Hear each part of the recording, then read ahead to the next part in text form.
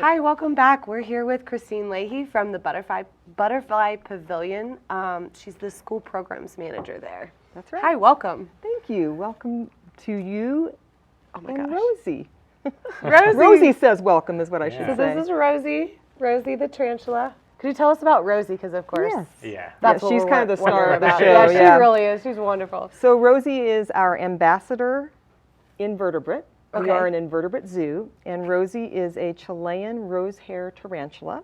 Okay. And when I say ambassador, she's our flagship ambassador. We have over 5,000 animals at Butterfly Pavilion, and she is the one that is often thought of as the experience, the piece that you remember, because you get to hold Rosie if you choose to when you come to Butterfly Pavilion. Oh my gosh. So she's handled quite a bit then. Do I get to hold her? Can Yes, hold I her? can help you with that if you'd like. Yes. You just you give me one hand. You're not going to cup your hand. Okay. We're going to give her a safe place to walk, so give me one hand, just one. Oh my gosh. You've got two out there. I just need one. Okay, all right? I could count. And then what I'm going to do is I'm going to hold your hand. You're going to put your thumb flat, nice and flat, like a pancake is what we tell the kids. And then I hold you while she walks on you, and that way she knows she's safe. Oh my gosh. Yeah, she's holding Rosie. I'm gonna come over here. Now, what surprises you about this? Yeah, definitely. She's pretty light. She's very light. There's not much to them. They don't have a heart and lungs the same way. They do have a circulatory system. They do have a respiratory system, but it's not the heavy kind of organs we have in our body. She moves her legs. It's a pneumatic kind of system, air pushing through her, or actually, hydraulic. It's water or fluid going through her body that helps her move her legs. Oh my So, gosh. yeah, and there she goes. Can I do this? I'm Or going to you go do on that. this You do side, that. and then I'll have her if you'd like to do that again. I do. Christine, when I used to live in New Mexico, and there were lots of tarantulas that used to come out on the roads after a rainstorm. Yes. How is Rosie different from the tarantulas we might run into here in the West? Well, she's from Chile, which is in South America, but she's very closely related to the ones that we have in North America. The ones that are in Colorado and in northern New Mexico are a different color. They're a different species, and the male and the female are different colors, but they have some similarities in that the males have to migrate to find the females for mating. The same thing with the tarantula, this tarantula. I'm going to get her to walk this way. And they spend most of their life in a burrow. Tarantulas are not jumping hunters. They're not spin a web and catch their food in a web. So the ones in New Mexico that you were speaking of would have those things in common with Rosie. Oh, very cool. She's so pretty. Yeah, she really is. A lot of times people are confused about the different parts. If you can see back here, do you see that's right there? Yeah. Yeah, what we have there are the spinnerets. That's what I thought. Okay. So that tells us that this is a female, which the ones that we have people hold are the females. They're a little more docile. Okay. And the other thing that people ask us a lot about are the eyes. Can you see the little cluster of on the like top there? little Yeah. balls? They're really Uh-huh. small though. They are, and it's a cluster of 8 eyes. So That's what I thought. Yeah, Okay. yep. It was really small 8 eyes, considering how big she is. Yep. A little while ago, she wasn't walking very much at all because she had traveled in the car in a cooler, and they are cold-blooded animals or poikiotherms. Oh, So they have to get their body temperature is that of the air temperature around them. And of course, they can't live in the kind of temperatures that we have outside today. So we have to be very careful to carry them in a cooler and warm the car up for her and all of that. So, yeah. Did you want to Yes. hold her name? That's why I'm like, wants He's to. standing right there. I'm trying to be polite, but I'm like, I Yeah. want to hold her. Yeah. We have a fun actual class. If you want to come around here, I need to be right next to you. We have a fun class called the Virtual Invertebrate Encounter. So this is an invertebrate encounter. You're getting to be close up and friendly with an invertebrate. Oh, So you're is this right. what you She is do at the very light. museum? I mean, do you? What is it that you do at the museum? Is this what you do, or what else do you do? Me personally? Well, I manage the programs for the schools, and so that's let me go ahead and take her one hand at a time. And so we do field trip classes. Get her to stop. We do field trip classes at Butterfly Pavilion. Okay. We don't have the children hold them during classes at Butterfly Pavilion because they have a chance to do that in our exhibit area. If we come out to an outreach program where we come into classrooms, some of our classes actually do have what we call a Rosie hold, and others don't. If we're teaching about aquatic invertebrates, we're not bringing Rosie, but we might bring instead, here, let me bring, there we go. We might bring That's very instead what we call a reef in a jar. So invertebrates that would live in a reef environment in the ocean, we would bring them instead, and then the children would get a chance to see them up close. Not everything's touchable. We're not going to have you hold a scorpion. Probably a good thing. Yeah. Yeah. Good thing. We're not going to have you, we're not going to take a sea star out to a school because that would be very, very hard to maintain the environmental conditions that they need.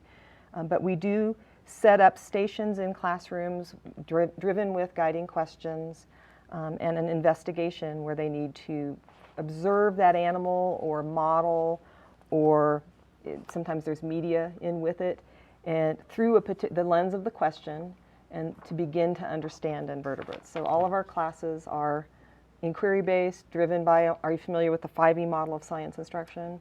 Yes. So we use that. I don't know if you can feel this or not. Oops, I just knocked that over. But she's spinning a little bit. Oh, so, really? yeah, so what that means is she's giving us a little bit of silk. You can't see it very well, but I can feel it on my hands. Oh, wow. Yeah. What is the functionality of the fact that they have like a lot of hair? Oh, that's a great question. Can I have you try something? Yeah. Okay, so take like your little finger or your ring finger, and I'm going to demonstrate here. You're doing great. You're doing great with this. And just gently touch your eyelashes, not your eyelid, but your eyelashes. Okay? Can you feel it? Yeah, it's very sensitive. Okay, yeah. And your eyelashes are not alive, right? Right. Yet you're feeling it. Why are you feeling your finger touching the hair of your eyelash? The vibration in your eyelid. And those eyelashes are attached to your skin, the skin of your eyelid. So imagine, she doesn't have skin like us. She has an exoskeleton. But imagine if you were covered everywhere on eyelashes, your body with these kinds of, with eyelashes, exactly. You could feel every change in the temperature of the air. You could feel every change in the direction of the airflow. You could sense your environment, hypersense it. Yeah, so it helps her to know what's going on in her world. Wow. That's it. Cool. And that's the thing that some people tell us that's what they're uncomfortable with. The hair. The It's hair. so hairy, right? It's so hairy. Yeah. And yet for her, it's merely a survival mechanism to be hairy like that. Yeah. I think it would be more scary if it was less hairy, honestly. I Would think it so too. Yeah, it's Interesting. she's almost furry. Like, Yeah. yeah. It's like a Yeah. I don't little- know. little Now, cat. some people will ask us, can I pet it? Oops, sorry, I didn't mean to startle No, you. it's okay. She'll say, can I pet her? Oops. There we go. Just nudge her a little Just bit. hanging out. And yeah, you're nice and warm, so she feels comfortable.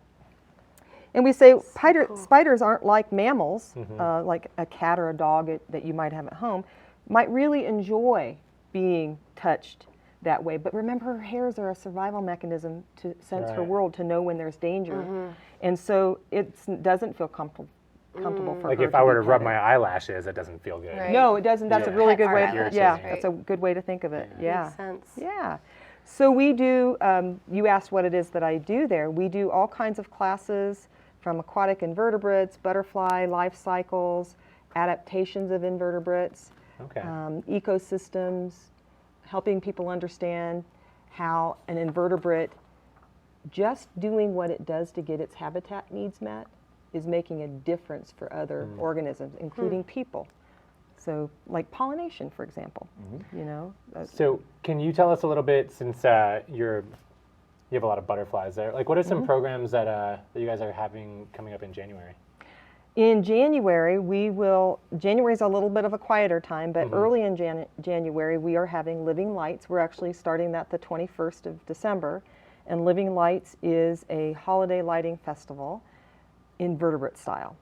So lots of people have come to Butterfly Pavilion during the day and see the butterflies flying, but in the evening, most butterflies roost or sleep, and they hang in the trees. And we'll have some moths that are active at that time, so you can see. We'll have all kinds of invertebrates that will feature that glow in the dark. Oh, wow. That Wow. that yeah, very fluoresce. festive of Yeah, them. it's very festive. We'll have our ocean creatures that are biofluorescent. So we'll have those as well, or bioluminescent. We'll have those as well. So some animals can absorb and emit, can absorb light and then glow, and others can actually create their own light. Oh, that's so cool. So more than just butterflies. Way more than butterflies. Yeah. If you have 5,000 animals, you're going So to have how many lots more. butterflies do you have? There's about, if you go into our Wings of the Tropic exhibit, about 1,000 to 1,500 on any see given that. day. Do you see the Yeah, some I of the see some of it. some of the silk? Yeah. It's really hard to see, but And you said they're not web spinners, so what's the function of this? Well, she doesn't spin a web to catch her food. In other words, those spiders that are going to hunt by having something, get caught in there, and then they wrap them up in the silk. That's not the kind of spider she is. Right. She is a tunnel dweller or a burrow dweller, and so she hides the entrance to her burrow with her silk. Of course, it can also alert her that something's coming near her burrow, but by and large, it's to hide it.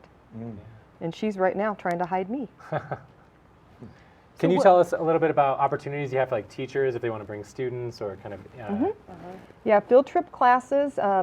We have 4 time slots per day, September through May, 9:30, 10:30, 11:30, and 12:30 for 45-minute classes.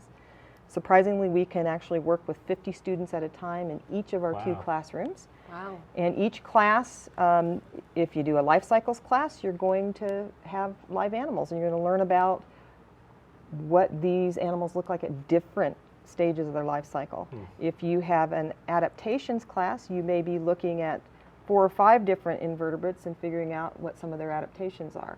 So my point is that each of those classes are very interactive. Kids work in small groups. They are going to see up close and sometimes handle invertebrates, and they are going to figure out the answer to some mysteries, or at least to some questions. It's really cool. So, since you mentioned like that they can see them at different stages of their life, I heard you have like a live chrysalis cam for the butterflies. We do in our What? wings. Yeah, in our Wings of the Tropics exhibit, we have chrysalids that are in different stages of that metamorphosis. They're all in the chrysalis stage, but they will emerge at different times. And so the camera, if you're not there, you can see when they emerge via that camera. If you're there, you could watch them emerge. If you stand there for 10, 20 minutes, you're going to see Wow. something come out Yeah. of the chrysalis and emerge as a butterfly or a moth.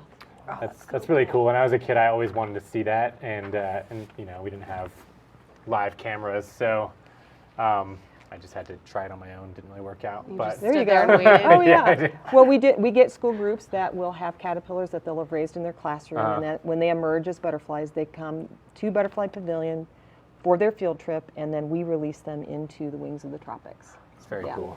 We also have another live stream cam that is for a coral reef. And that one is that's new. We've only had that for a few months, and it's really exciting for people to be able to connect to the ocean environment, which has many invertebrates in it, and see what's going on in a coral reef. Yeah. Yeah. And so you guys are growing actual coral in this reef, living coral? Well, that particular one is a live stream from an actual reef off the East Coast. Oh, okay, wow. But we do have coral tanks where there's live coral, and we have in those tanks we are also demonstrating reef conservation methods, including having reef trees or coral trees. And on those, it's a PVC pipe in T formations, and hanging from them with fishing line are live coral, and then we're propagating or breeding, if you will, the polyps, the small individual animals that make up a coral reef, so that we can demonstrate, whoops, sorry, sweetie, so that we can demonstrate for people things people can do, human activities that can help reefs, because there's some of our activities that have damaged reefs, but there's a lot we can do to restore them or mitigate those damages. Yeah, so that's really cool too. So it sounds like you can learn a lot. You can touch it. whole You can lot. touch a sea star. You can find out how an invertebrate that lived at the time of dinosaurs is medically significant, and we use the blood from are you familiar with horseshoe crabs? Oh, yeah. Yeah. They're not crabs actually. Right, They're they're not. more closely related to Rosie. Yeah. They look kind of alien. They do. look They have kind of that alien. big They do. They're front really cool. And then I actually have a horseshoe crab exoskeleton that I just had. That you got, yeah. Somewhere in my stuff, but we found it on a beach in Cape Cod They're Cool. years ago. They Yeah, are they're very all cool. around, yeah. Well, those animals have been around since well before dinosaurs, and a component of their blood is used in various drugs for humans. And without that component, those drugs wouldn't last as long or be as effective. So who knew that an invertebrate that we wouldn't interact with regularly in our lives here in Colorado could be so important to our lives medically? Who knew? Yeah. Who knew? Well, we gotta wrap it up, but I wish you could stay on longer because that was so really, really cool. Christine, thank you Yeah. so Bye, much Rosie. for coming on our show. Bye, Rosie. Thank you Yeah. for coming on our show. And if you are interested, the website was on the bottom of the screen while we were talking, and just check that out at the Butterfly Pavilion. All right, Thank thanks, you. Christine. Yeah, thank you. We'll be back in just a minute.